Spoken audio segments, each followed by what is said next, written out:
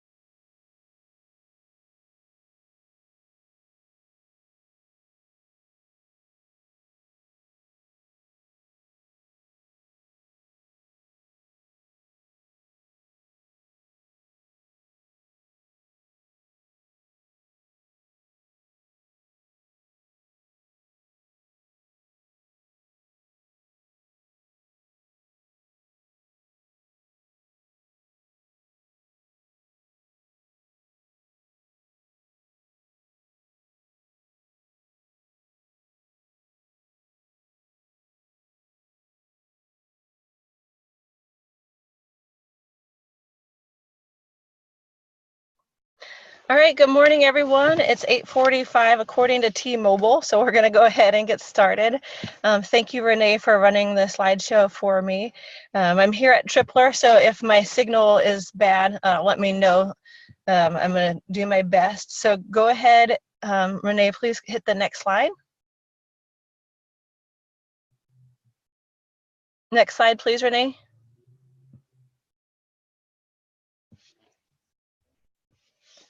Can everyone hear me? Hello? Yep, I can hear you. Yeah, we got you in the conference room. Okay, I'm gonna try. Okay, can we go to the next slide, Renee? Okay, hold on. Oh, Slide 2. We're seeing slides, Andrea. When are you not seeing them?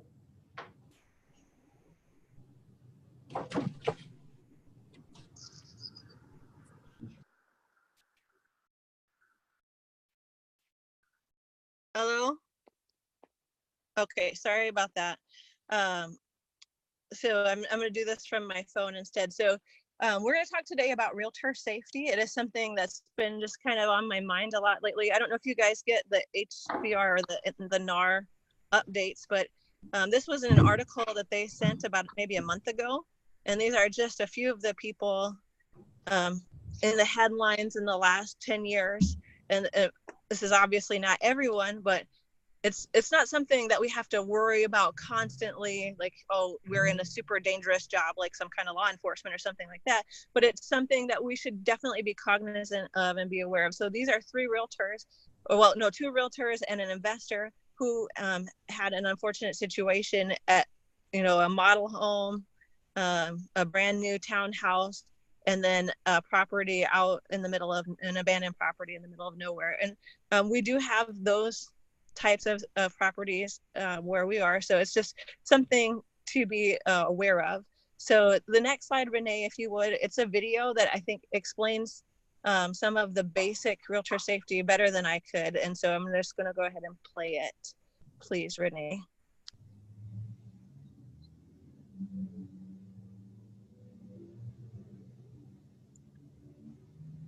The sound's not on.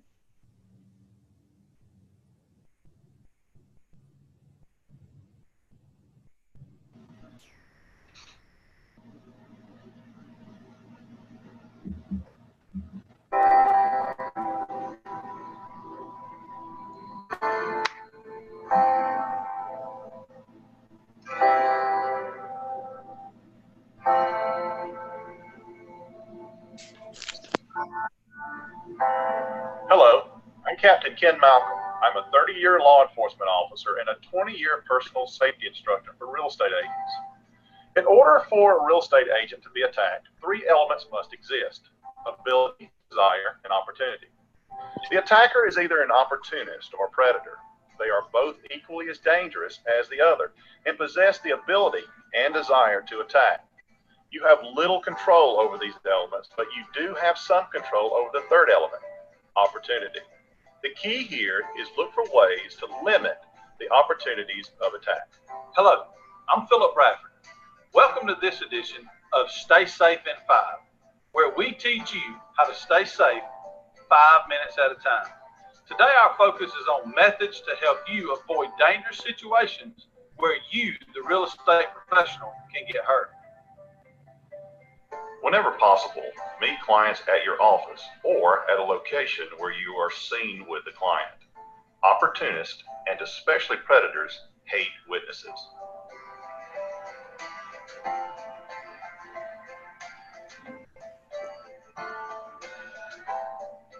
Make it part of your personal safety policy to always log his or her name, address, picture ID, and phone number.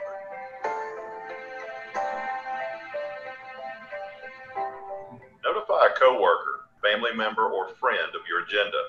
Consider a shared, detailed calendar with your coworkers and use location apps on your smartphone so others may be able to locate you in an emergency. Well, this is Mr. Lawson, and we are getting ready to look at some homes. I shared my calendar with you, and we should be back in probably about 2 or 3 hours. Great, thank you. You too.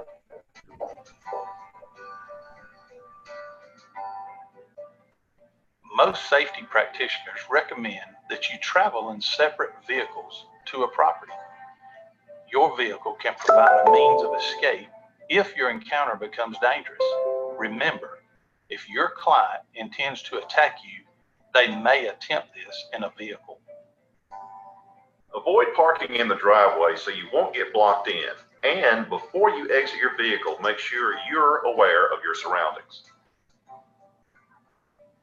As you approach the entrance to the home, suggest the client tour the exterior while you open the home. This eliminates those awkward and potentially dangerous moments where your client is standing directly behind you.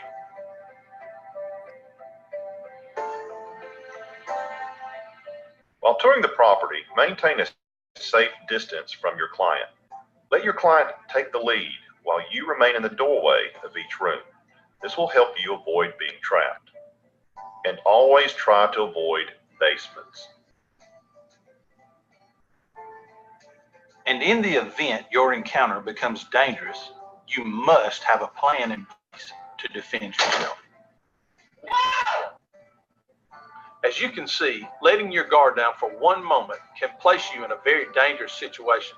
In our next session of Stay Safe in 5, we'll begin learning proven self-defense. We can cut it now. Thank you, Renee. Awesome.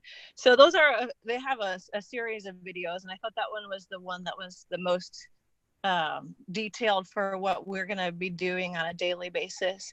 So I have a list that I found on the NAR website, the National Association of Realtors website, of 56 safety tips. Now, don't get stressed out. We're not going to go through all of them, but I included them all because just so we would have it as the resource. So we're going to go through some of them. Could someone in the conference room read number 1 for me? Yeah, I'll do number 1. Keep it light. Show properties before dark. If you're going to be working after hours, advise your associates or first line supervisor of your schedule. If you must show a property after dark, turn on all lights as you go through, and don't lower any shades or draw curtains or blinds. Awesome. Thank you, David. JT, could you read number 2 for me? Tip number 2, checking in. When you have a new client, ask him or her to stop by your office and complete a prospect identification form. You can find a copy online at the www. Yeah, we don't need to do that part. Also, photocopy their driver's license and retain this information at your office. Be certain to properly discard this personal information. You no longer need it. Thank you. Can we go to the next slide, please? I can read it. Don't be too public. Tell your clients not to show their home by themselves. Alert them that not all agents, buyers, and sellers are who they say they are. Predators come in all shapes and sizes. We tell our children not to talk to strangers. Tell your sellers not to talk to other agents or buyers and to refer all inquiries to you. Thank you, Mitzi. And that's an important point, that the safety is not just for us, but also for our clients. So particularly for the listing partners, these people have strangers coming in and out of their homes constantly. And so we also have to be aware of that. That's something I hadn't thought of before this. Number 4 is something that I have started to be a lot more aware of recently, touching base. So when I'm going to show a property, I try to always tell my husband, hey, I'm going to be showing a property here or there, so that he is aware that I should be I should be connecting with him again before or after that. I usually tell him, okay, I'm going to the property, and then when I'm done, okay, we're done. So that way he has an awareness that, I should be checking in. Another one, number 5, open house safety. This is something we all deal with. Make sure that everybody's out of the house before you leave. Especially like when you're putting the signs in your car and stuff. If, depending on where the parking is, somebody could slip into the house, so do a double check. Let's go next slide, please. So we can help keep track of each other. Tip number 9 is another important one. If you don't have a spouse available or someone else available, we're always here. You can send a blast email. Hey, I'm going here with this client. Next slide, please. So wearing your name tag is another way to signal to other people, like, hey, we're supposed to be here. Like the video showed, always bring up the rear. So don't allow yourself to be in one of those situations where you can get trapped in a room. So it's just a small thing, or it seems like a small thing, but it could make a big difference. Next slide, please. So thankfully we already do this, and there's multiple reasons why it's good, but driving separately, in 90% of situations is what we do, and it makes it not only is it just a good practice for a lot of logistical reasons, but it's also a safety thing. Tip number 15 is something important on this island: cell service. So if you're in the middle of nowhere, up in Makakilo, well, it's not really nowhere, but where the signal stinks, or here at Tripler like me, you might not have access to call 911. Is something to be very aware of, and then you have to be even extra vigilant. I forgot, I was gonna look it up. Does anybody know what it is that you have to do, like on the iPhone, to just automatically call 911? Can somebody share that if you are aware? Like something about pressing the home button. You have to rapidly press the power button. The power button. So just like a few times. Yeah. So yeah, you press it rapidly. I think if you just hold on to it, for a certain amount of time, it does it itself. Jaka did it on an accident one time. So you literally just hold it down for too long, and then it slides itself over in time, and then it just goes automatically. Is it the power or the home button? Well, it depends on the model of phone. The left button. Oh, right. So on the newer ones, on like the X and above, it's literally you just hold down the side, the top right button. Literally, it just slides all the way over. You just hold it long enough, and it does it itself. Okay. So that's something to be aware of. I'm not sure about the older model. Yeah. The features on your phone and how it works, because we all have different phones too. So that's something to look into. Next slide, please. Yeah, they'll send your GPS. I've got something too. Go ahead, Jake. Yeah. So I think that it would be beneficial. I know we do like the Tuesday, Thursdays where we have like our meetings already. Like if we wanted to, like I could show like really simple, super easy, super effective self-defense things just in case that we can literally go over and you can do, and like anybody can do it. like type thing. We like that. Yeah. I'm interested. Okay, cool. And I think that goes along with what we just talked about. And in addition to that, number 16, choose flight over fight if possible. Like most of us are not experts in any kind of martial arts or boxing or whatever. I mean, maybe Adrian and Telio are, but they're not showing properties anymore. So if possible, just get away. That was probably the biggest thing. And we're running out of time.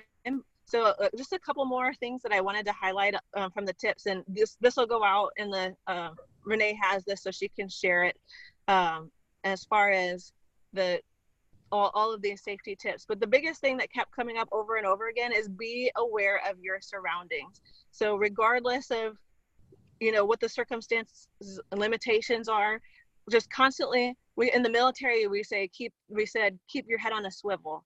And you don't have to be stressed. This isn't something that we have to be worried constantly and, blood pressure raised. It's just something to be very aware of, that things do happen. And so we just need to keep our head on a swivel, be aware of our surroundings, whether it's when we're driving into an unfamiliar area, whether it's getting out of the car and seeing those things. There were lots of really good tips from the video. So I'd like to take the last minute and just get a couple of things that maybe you would do differently now, having seen that video, than maybe we were doing before. And something that I'll share mine first. So it is our company policy already to make sure we meet clients in the office for logistical reasons, trying to get a BRA or a listing packet signed, things like that. I think we could safely say it's also a company policy for safety reasons that we meet in the office first. So that's another script that we could possibly use to get people into the office. And it's legit, it's the truth. We want to make sure that we have a good feeling about the person that we're meeting, that they have been seen by people that we know, so people could identify them if there was a problem. And like the video said, attackers don't like witnesses, so they're going to try and keep us out of the public situation. So if we can keep them in a public situation, they're a lot less likely to be a predator. So that's a script that I'm going to start using if I have objections that the other objection handlers we have aren't using.